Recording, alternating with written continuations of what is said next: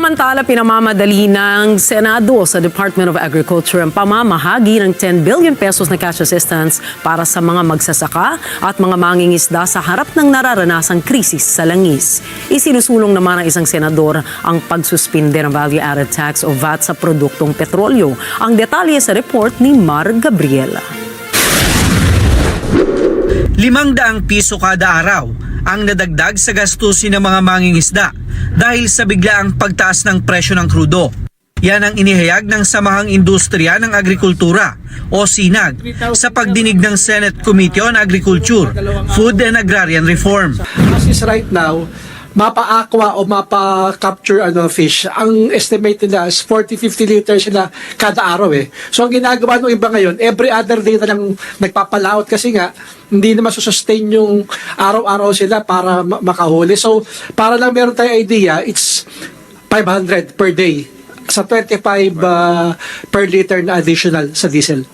Kaya naman kinalampag na ni Senator Kiko Pangilinan ang Department of Agriculture na madaliin na ang guidelines upang maipamahagi na ang 10 bilyong piso mula sa Presidential Cash Assistance para sa mga magsasaka at mga mangingisda sa bansa. Pinadadagdagan niya rin ang fuel subsidy para sa mga mangingisda sa harap ng mataas na presyo ng petrolyo.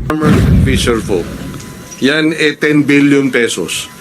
At isama yung eligibility sa fuel subsidy sana dito sa cash assistance na ito. Because now more than ever we need this. It's already March. Mataas ang presyo ng crudo, tataas pa, anticipated, so kailangan itong cash assistance mapabilis, no? Million. Ayon sa BIFAR, may nakahanda na silang 50 milyong piso para sa fuel subsidy ng mga mangingisda. Hahatiin ito sa tig 3,000 pisong tulong para sa higit 15,000 mangingisda. Gayong aabot sa 200,000 ang may motorized bangka ang kailangan nilang tulungan. Prioridad daw muna nila ang nasa 5th class municipalities habang wala pa ang hinihingi nilang karagdagang budget. But you do have 2.7 million fisher folk registered, no? Regarding po sa 2.7 million registered fisher folk, hindi po lahat ito covered ng fuel subsidy kasi ang fuel subsidy po yung may motorized bangka lang po, Mr. Chair.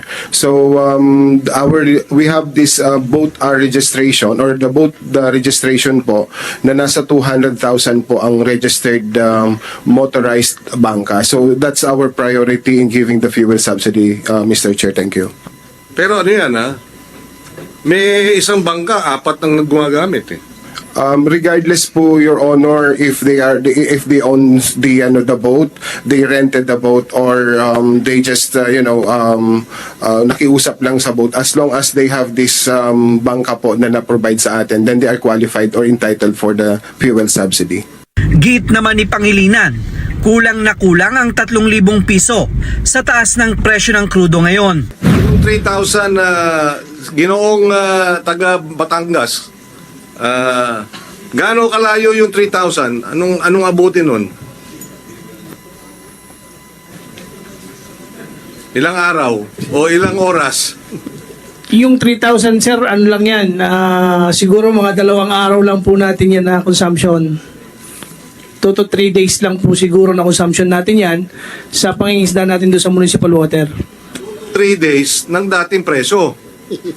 Yes po, possible po. Ay hindi na nga, iba na nga presyo eh. Iya. So, baka isang kalahating iigsi na po tayo ngayon. Okay. Kasi ang computation mo, yung dating presyo. Yeah po. 2 to 3 days. Mas maikli pa.